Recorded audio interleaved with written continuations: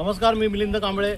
आता मी आहे गणेशपुरीमध्ये. माझ्यासोबत दिलीप सदर साहेब अण्णा आहेत आणि भरत तिया साहेब आहेत. सगळे समाजसेवक आहेत. सामाजिक कार्याच्या मागलं जे नित्यानंद बाबांनी सुरुवात केलं त्याच कामाला पुढे रेटायचं काम यांचं चालू आहे. पहिलाच प्रश्न हाती घेतला आहे यांनी कचरा व्यवस्थापनाचा. हा प्रचंड मोठा प्रश्न आहे. आमच्या वज्रेश्वरीत देखील तो प्रश्न तसाच आहे. गणेशपुरीत देखील तसाच आहे. कचऱ्याची विल्हेवाट लावायची कुठे, एक तर जागा मिळत नाही. कचऱ्याचं डिस्पोजेबल काय करायचं, तर सत्रे साहेबांनी अगदी चांगलं सगळ्यांना सोबत घेऊन चांगला उपक्रम राबवला आहे. मी त्यांचं पहिल्यांदा अभिनंदन करेन. सत्रे साहेब, तुमचं अभिनंदन. तुम्ही हे पहिलं पाऊल उचललं आहे. कोणाला कळलं नाही असेल नसेल किंवा त्यांच्याकडं सामुग्री असेल किंवा कम्युनिकेशन गॅप असेल, तर तुमचं अभिनंदन. तुम्ही कशा प्रकारे काम करता. आज तुम्ही JCB लावला आहे, डंपर लावला आहे. आज गणेशपुरी पार्किंग तरी मला सोचते कशा प्रकारे काम चालू. आम्ही ना सगळ्या गावातल्या सर्वांना सोबत घेऊन आणि ग्रामपंचायतीच्या सहकार्याने, सरपंच साहेब आहेत, सगळे सदस्य आहेत, महिला सदस्य आहेत, सर्वांच्या सहकार्याने आपण हे कार्य सुरू केलेलं आहे. मी 1987 पासून इथे गणेशपूरला राहतो. माझी खूप इच्छा होती की काहीतरी आपण करायला पाहिजे. आपण देणे लागतो बाबांचे. बाबा आपल्याला एवढं ज्ञान देतात, बाबा एवढे आशीर्वाद देतात. त्यांच्यामुळेच आपलं अस्तित्व नित्यानंद बाबांमुळे आहे. तर आपण पण आपलं कर्तव्य पार पाडायला पाहिजे. आपली ही कर्मभूमी आहे.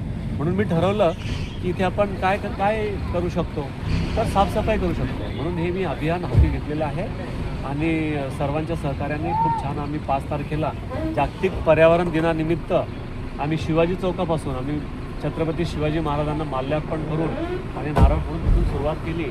आणि हे त्या दिवशी आम्ही खूप चांगल्या प्रकारे हे कार्य पार पाडलं. आणि मी विचार केला की हे एकदा करून होणारं काम नाही आहे. आपल्याला परत करावं लागेल आणि याचं परमनंट सोल्युशन काढावं लागेल. म्हणून आम्ही विचार करतो आहे की याच्यामध्ये आपण एक इन्सिनरेशन प्लांट, तिथे कचरा जळेल, प्लास्टिकचं काहीतरी आपण त्याची विल्हेवाट लावण्यासाठी आणि जो ओला कचरा आहे त्याची विल्हेवाट लावण्यासाठी, मुलांचा कचरा त्याची विल्हेवाट लावण्यासाठी आमचं सगळं बोलणं चालू आहे. सगळ्या ज्या ट्रस्ट आहेत, निमेश्वर नित्यानंद ट्रस्ट आहे, हृदय सिद्धपीठ आहे, प्रसाद चिकित्सा आहे, सदानंद महाराजांचा ट्रस्ट आहे, ग्रामपंचायत आहे, सर्वांशी बोलणी करून सर्वांच्या सहकार्याने, सर्वांच्या संमतीने हे कार्य आपल्याला पुढे न्यायचं आहे. आणि असा मानस आहे की स्वच्छ गणेशपुरी इंटरनॅशनल प्लेस आहे. आपली इंटरनॅशनल नकाशावरती आपण आहोत. तर आपली ही इंटरनॅशनल जागी आपण चांगल्या प्रकारे स्वच्छता ठेवूया आणि जगाच्या नकाशावरती आपलं नाव ते आहे ऑलरेडी.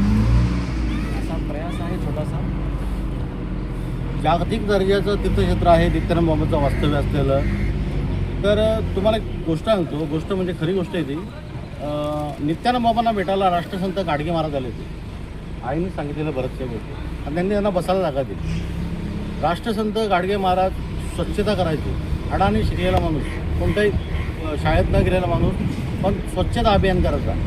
तेच आपण पुढं दिलीप साहेब घेऊन चाललेले आहेत. आणि अगदी महत्त्वाची गोष्ट म्हणजे साहेब तुम्हाला विचारतो, आज प्लास्टिकचं प्रमाण भरपूर वाढलं आहे. चहाचा ग्लास तो पण टाकली येतो, त्याचं पण डिस्पोजेबल होत नाही. त्या दिवशी 3 ट्रॅक्टर प्लास्टिक काढलं आणि हा दुसरा ट्रक आहे सर बाबासाहेब प्लास्टिक. एवढं प्लास्टिक आहे. तर मी एक ऐकलं होतं की प्लास्टिक जे आहे हे खराब नाही आहे, एवढं हँडी आहे, पण त्याचा वापर कसा करावा. सद्गुरू दिल्ली महाराजांनी खूप छान याच्यावरती बोललेले आहेत की प्लास्टिक हे चांगलं आहे, पण त्याचा वापर आपण कितपत करावा, कसा करावा, किती हँडी आहे, त्याचं डिस्पोजल कसं करावं. ते रिसायकल होते 3 वेळा 4 वेळा 5 वेळा ते रियूज होते. तर त्याचा उपयोग आपण चांगल्या प्रकारे करावा हे आपण शिकायला पाहिजे. ना की आपण घरातला कचरा, ओला कचरा प्लास्टिकमध्ये टाकून तो फेकायचा आणि ते डिस्पोज होत नाही. तर त्याचा चांगल्या प्रकारे उपयोग कुठल्याही गोष्टीचा करू शकतो आपण. सत्र साहेब अगदी चांगलं बोलत तुम्ही. सोशल मीडिया म्हणजे व्हॉट्सअप युनिव्हर्सिटीचे विद्यार्थी बरेच माहीत पडते. त्याला कोण आवडू शकत नाही आता. पण आपल्या माध्यमातून तुम्ही एक काम करता.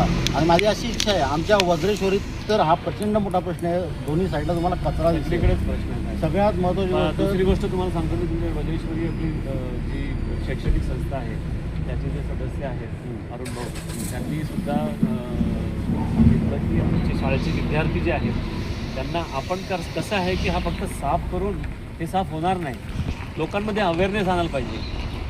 आपण आज साफ केलं उद्या परत तिथे कचरा टाकतील तर ते चालणार नाही. म्हणून आम्ही लोकांना अवेअरनेस आणण्यासाठी शाळेतल्या मुलांना कॉलेजच्या मुलांना इंटर्नशिप म्हणून त्यांना हा प्रोग्राम देणार आहे. ते घरोघरी जाऊन लोकांना अवेअरनेस क्रिएट करतील, लोकांना कचरा कसा टाकायचा, कुठे टाकायचा, कचऱ्याची विल्हेवाट कशी लावायची हे शिकवतील.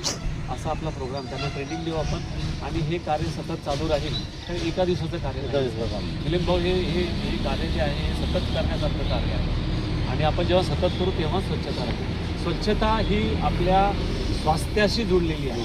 स्वच्छता असेल तर स्वास्थ्य. साहेब इथे हारांचा कचरा आहे, इथे पर्यटकांचा कचरा आहे, बऱ्याचशा प्रकारचा कचरा आहे इथे गणेशपुरीमध्ये. तो कुठे एखाद्या ठिकाणी डिस्पोजल करायचा की त्याचा ग्रामपंचायत त्याची विल्हेवाट ग्रामपंचायतने ते हाती घेतलेलं आहे. सरपंच साहेबांनी मला प्रॉमिस केलेलं आहे की ते मी सगळं सांभाळेल. सगळ्यांना सामावून घेऊन तुम्ही कार्य पुढे येतात.